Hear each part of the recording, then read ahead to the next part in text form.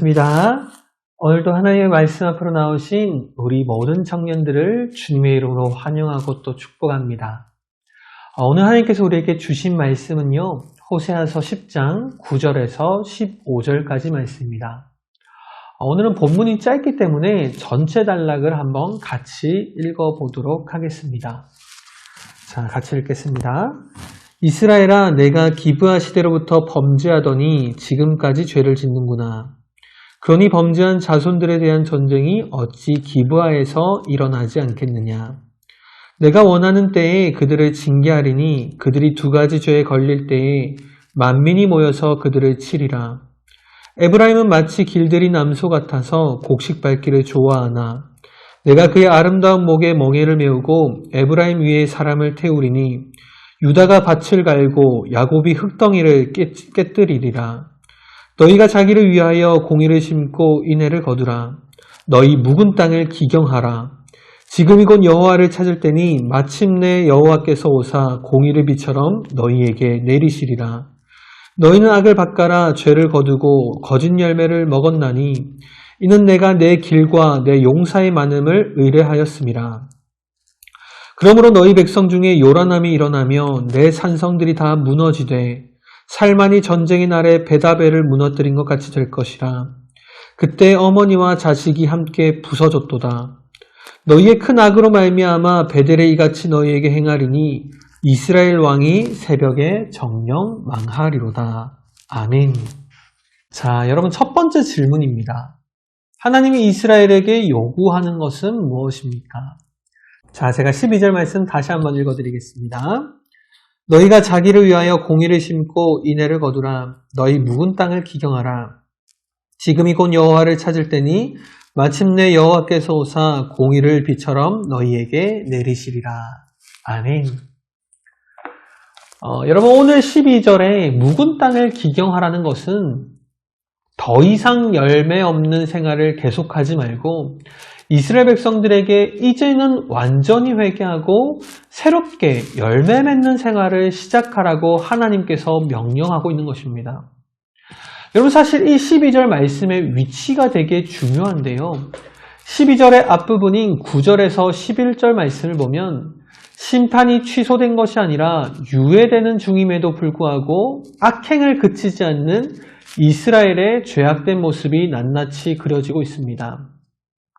그리고 12절 이후에 나오는 이 13절에서 15절까지 말씀에는 사람의 방법과 힘을 의지하면서 불의를 끝까지 고수하는 이스라엘 백성들에게 임할 무서운 심판이 경고되고 있죠. 이처럼 이스라엘 백성들의 죄악과 그 심판의 경고 사이에 바로 이스라엘 백성들에게 완전한 회개를 명령하는 12절 말씀이 기록되어져 있다는 것입니다. 여러분, 그렇다면요, 하나님께서는 왜 이스라엘 백성들에게 너희 묵은 땅을 기경하라고 명령하셨을까요? 당시 이스라엘은 농경 문화 속에서 살아가고 있었습니다. 그러다 보니까 이러한 농사와 관련된 은유는 이스라엘 백성들이 이해하기가 훨씬 더 편했을 것입니다. 12절에는 이러한 농사와 관련된 총 3가지의 명령이 나오는데 첫 번째는 심으라, 두 번째는 거두라, 세 번째는 묵은 땅을 기경하라는 총 3가지의 명령이 등장하고 있습니다.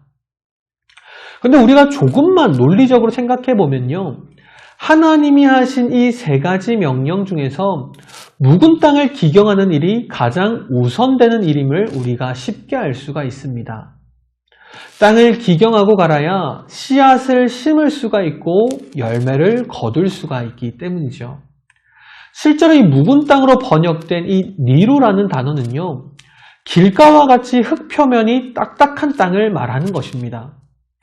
여러분, 실제로 농사를 지을 때 땅에 돌이 많고 딱딱하면 농작물이 깊이 뿌리를 내리지 못해서 좋은 결실을 맺을 수 없다고 합니다. 그렇게 농사꾼들은 봄에 경작해야 할 땅을 쟁기질로 갈아엎는 것이죠. 오늘 하나님께서는 수많은 죄악으로 완악해져 버리고 딱딱해져 버린 우리의 마음밭을 갈아엎으라고 명령하고 계십니다. 자, 두 번째 질문입니다. 이스라엘이 자신의 방법과 힘을 의뢰한 것이 어떻게 표현되고 있습니까? 여러분, 실제로 당시 이스라엘이라는 국가는요, 큰 번영을 누리고 있었습니다. 이스라엘은 하나님께서 베풀어 주신 이 큰 축복으로 번영을 누리게 되었지만 그들은 이를 하나님께서 베풀어 주신 것으로 조금도 인정하지도 감사하지도 않았죠. 가나안의 풍요이신 바알이 그들에게 준 것으로 그들은 믿고 있었습니다. 그렇게 이스라엘 백성들은 바알을 위하여 수많은 제단들을 만들고 수많은 주상들을 만들어냈습니다. 그들은 은혜의 산물을 탐욕과 색욕거리로 변질시켰고 하나님께서 주신 이 거룩한 기업을 더럽히고 말았죠. 더욱이 호세아가 활동했던 이 여로보암 2세치의 이스라엘은요, 경제적으로 심히 번성하고 태평성대를 구가하고 있었습니다. 마치 그 모습이 우리 오늘 본문 10장 1절에 나오는 잎사귀가 무성하고 그 가지가 사방으로 뻗어나가는 울창한 포도나무와 같았다라고 볼 수 있죠. 여러분, 이스라엘 백성들이 진짜 하나님의 백성이라면 이러한 번영과 복을 당연히 누가 준 것으로 생각해야 하겠습니까? 당연히 하나님이 주신 것으로 생각하고 감사해야 되는 것 아니겠습니까? 그런데 이스라엘 백성들은 자신들의 풍요와 번영의 원인이 바알에게 있다고 단정하고 허탄한 우상을 향하여 제물을 드렸습니다. 그리고 여호와께서 기뻐하시는 삶을 전혀 살지 않았죠. 그렇게 하나님은 이스라엘 백성들을 아무 쓸모없는 포도나무처럼 여기셨던 것입니다. 그렇게 하나님은 이스라엘 백성들에게 이제 제발 회개하라고 12절에서 말씀하십니다. 너희에게 진짜 이 번영과 복을 주고 있는 것은 나 살아있는 여호와 하나님이기 때문에 제발 회개하라고 명령하고 계신 것이죠. 그런데 이런 회개하라는 하나님의 명령 앞에 이스라엘은 지금 무엇이라고 말하고 있습니까? 제가 오늘 본문 13절 말씀 한번 대표로 읽어드리겠습니다. 13절 말씀입니다. 너희는 악을 바꿔라 죄를 거두고 거짓 열매를 먹었나니 이는 내가 내 길과 내 용사의 많음을 의뢰하였음이라. 아멘. 여러분, 이스라엘 백성들은 끝까지 회개하지 않고 끝내 자신의 힘을 의지하고 말았습니다. 이것은 다른 것이 아니라 끝까지 이스라엘 백성들이 자신들에게 지금 복을 주시는 분이 하나님이란 사실을 인정하지 않았다는 것입니다. 실제로 한 기독교 철학자가 한 말 중에 이런 유명한 말이 있습니다. 우리는 항상 내가 누구인가를 마음에 새기고 살아가야만 합니다. 만약 우리가 그렇게만 한다면 하나님을 배반하는 일은 절대로 없을 것입니다. 여러분, 지금 이스라엘 백성들은요, 자신들이 하나님의 백성이라는 사실을 완전히 잊어버렸습니다. 그렇기에 회개하라는 하나님의 마지막 사랑의 외침에도 그들은 끝내 돌아설 수가 없었던 것이죠. 사랑하는 청년부 지체 여러분, 혹시 여러분은 지금 이 정체성을 잃어버리지는 않았습니까? 지금 여러분의 마음밭은 진짜 어떠한 상태이십니까? 하나님을 향한 감사와 찬양이 어느샌가 우리 마음 가운데 사라져버리진 않았습니까? 여러분, 땅은 그대로 두면 반드시 경직화 현상이 일어난다고 합니다.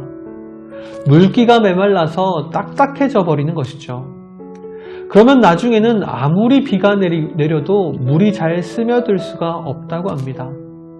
좋은 비료와 퇴비를 주어도 제대로 먹을 수조차 없죠.